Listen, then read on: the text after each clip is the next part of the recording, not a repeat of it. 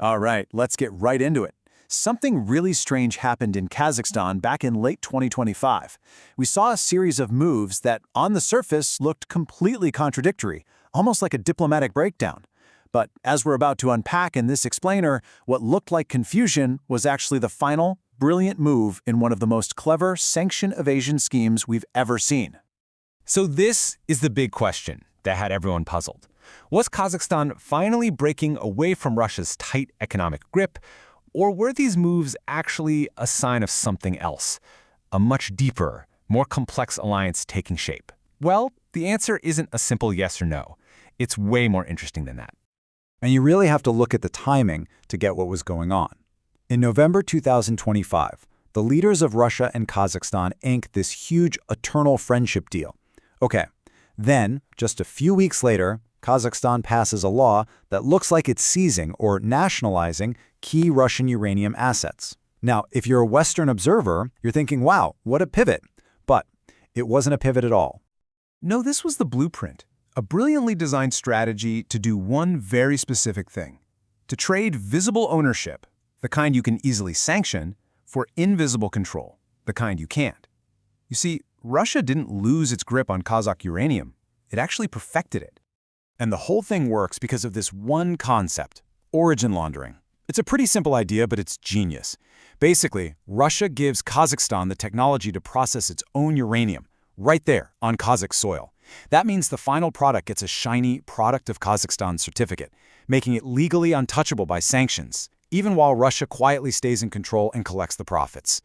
So the new supply chain is just incredibly clean. Here's how it works. Step 1, the uranium is mined in Kazakhstan. Step 2, and this is the key, it's processed right there in new Kazakh facilities that were built using essential Russian technology. Step 3, it's exported with a Kazakh certificate of origin. And boom, Step 4, the product just sails right past all Western sanctions aimed at Russia. So how did all the pieces fall into place so perfectly? Well, this wasn't just a string of lucky breaks. When you look at the timeline, you realize this wasn't a coincidence at all. It was a masterclass in strategic choreography. Okay, check this out. In June, Russia's Rosatom wins the deal to build Kazakhstan's first nuke plant, which locks Kazakhstan into Russian tech for the next 40 years.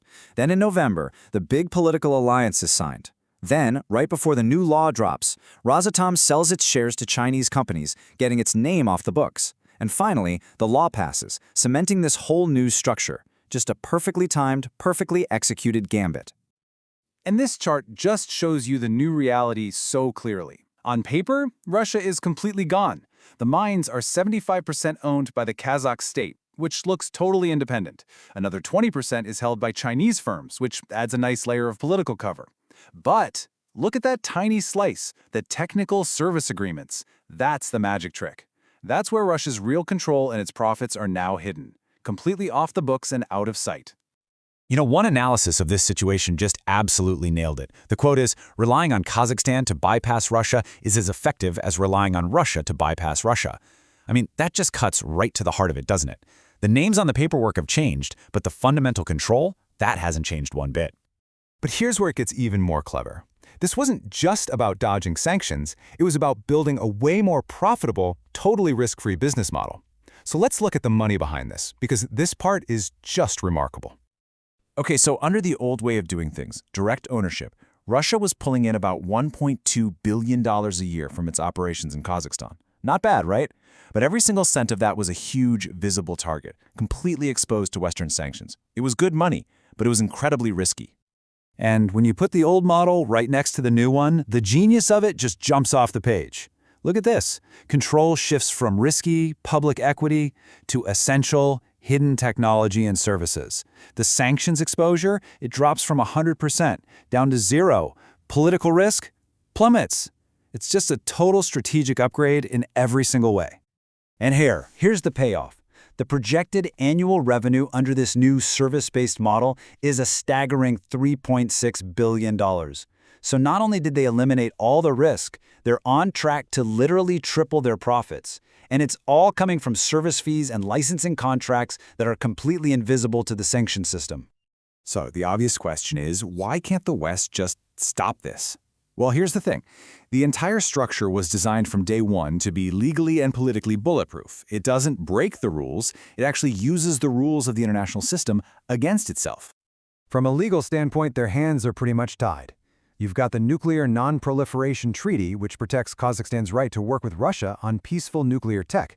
Then you have WTO rules, which say that because the final substantial transformation of the product happens on Kazakh soil, it is, legally, a product of Kazakhstan. The origin has been officially laundered. And since all the paperwork is technically true, there's no fraud to go after.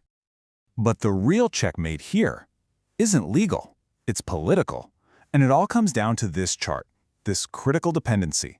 The United States gets 35% of its entire uranium supply from Kazakhstan. The European Union? 26%. The nuclear power grids that keep the lights on in the West are critically dependent on this one country. And that, right there, is the ultimate trap. Any attempt to sanction Kazakhstan's uranium industry to try and get at Russia would basically be an act of self-sanctioning. It would instantly choke off a massive chunk of the West's nuclear fuel, likely triggering a huge energy crisis and sending electricity prices through the roof. Politically, it's a non-starter. So we end on this thought. This whole elaborate plan is more than just a clever way to sell uranium. It's a potential playbook for the future, and it forces us to ask a really fundamental question. If the most powerful economic sanctions in the world can be so brilliantly engineered into total irrelevance, what does that really mean for their future as a serious tool of foreign policy?